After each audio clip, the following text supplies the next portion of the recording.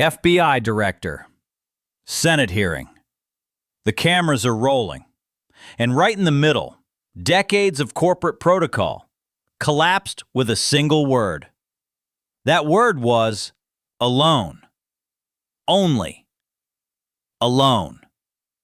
Senator Adam Schiff heard this word come out of Kash Patel's mouth. He isolated him and turned it back, not like a trap, but like a mirror. Patel noticed the trap, but it was too late now. Because what had been said had been said. It had been recorded. Most people only saw the last minute of this hearing. The moment the FBI director called a senator the biggest liar in history. In a Senate committee room, in an official setting, in front of cameras. But that's not the main issue.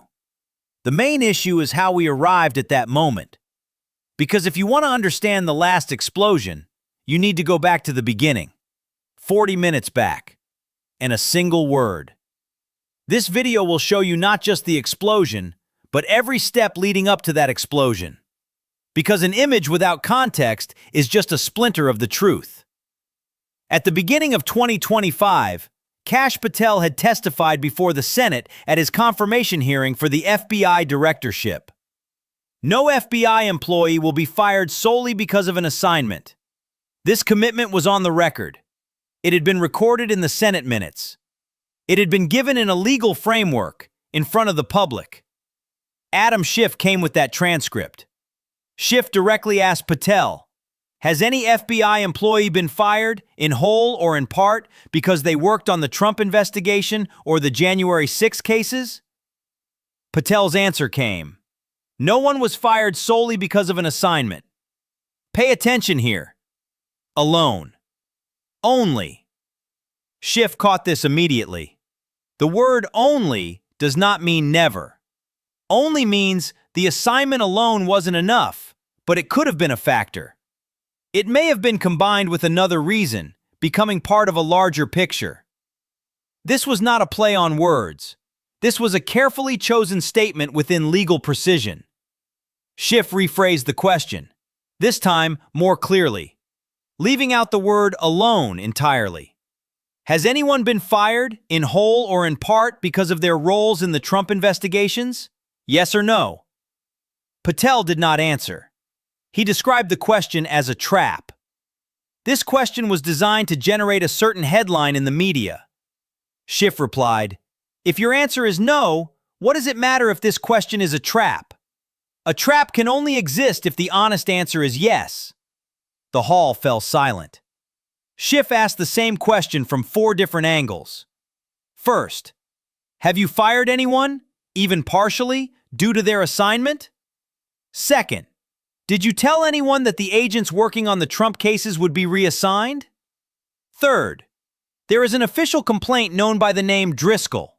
Do you deny this complaint? Fourth, are the commitments you made at the confirmation hearing still valid? 4 questions. 4 times, a clean answer that both sides would accept did not come. Patel reframed each time. Employees who do not meet the standards. Those who do not fulfill the constitutional oath. Performance-based decisions independent of task assignment. But the main critical point was this. None of these answers directly addressed the question Schiff was asking. Schiff noticed these gaps. Every time. And each time, she rephrased the question a bit more narrowly. With his background as a federal prosecutor, he knows how to conduct an interrogation. Patel, on the other hand, maintained a defensive position. But each defense required a bit more defense. This was not a single dramatic moment. This was a pressure that had been building up slowly. And this pressure would find its place at some point. But before that, the subject changed. And this change took everything to a different dimension. Schiff referred to an interview Patel gave in public. An interview with Glenn Beck. Patel had said in that interview that Jeffrey Epstein's Black Book was directly under the control of the FBI director. Schiff asked, "Is this true?" Patel said the relevant index was shared with the public. Schiff continued, "There was another statement from Patel about the Epstein files, a statement he repeated before the Senate. He had said there was no credible information that Epstein provided victims to others. Schiff objected to this. It should be noted when evaluating this point, the information conveyed is of a controversial nature and contains unverified claims. Schiff referred to the statements given by the victims. He referred to the official FD 302 documents, which are the FBI's own investigation records. The content and reliability of these documents are interpreted differently by various parties. Patel said that multiple prosecutors' offices reviewed the relevant materials and did not find any credible evidence to support prosecution. Schiff responded, "So the institutions that reviewed this material are the very institutions that have an incentive to protect." At this point, the situation took a different turn. Schiff moved on to the alleged prison interrogation transcript of Ghislaine Maxwell, conducted by Todd Blanche. In this transcript, it was alleged that Maxwell mentioned names associated with Epstein. This information has not been officially verified. It is reported as an allegation referenced by Schiff in the hearing. When Adam Schiff asked, "Who are these names?" Kash Patel avoided directly naming them, stating that the records in question were included in public transcripts and accessible to everyone. Schiff reminded that Maxwell was transferred to a minimum security prison immediately after that statement. And he asked, "Do you expect the American people to believe that this transfer is completely unrelated to that statement? How was this decision made? Who made it?" Patel said he was not involved in the daily movements of inmates. The decision was up to the correctional institution. Schiff continued to ask, "Do you think the public is stupid?" And at that point, the barrier Patel had maintained for 40 minutes began to break down. Schiff responded tersely to Patel's answer that he was not involved in the daily movements of the prisoners. "Oh, you're not in the details." 3 words: short, skeptical, deliberate. With Kash Patel's 3-word outburst, the session's usual procedural rhythm was disrupted. Because unlike the corporate and indirect language he used in previous responses, this statement shifted to a direct, out-of-frame, and defensive tone, exceeding the expected boundaries of the formal oversight format and instantly moving the discussion to a more confrontational ground. These words, recorded in the minutes, are presented as statements made in an official Senate hearing. Patel described Schiff as the biggest fraud in Senate history. He said it was unworthy of this institution. He accused him of cowardice. Schiff replied, "I'm not surprised." And he added, "You're putting on a show to raise money. At best, you are a political clown."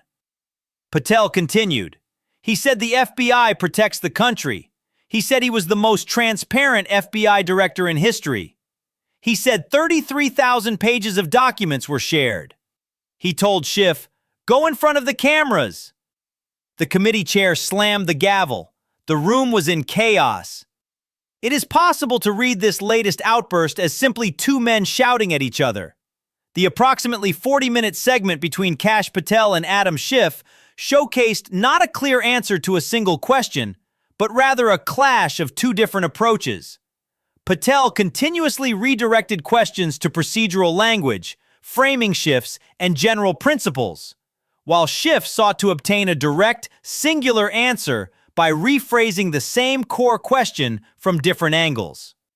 In the end, no central question was resolved with an answer that both sides agreed on in the same sense. According to Patel, the format of the questions was a deliberate trap.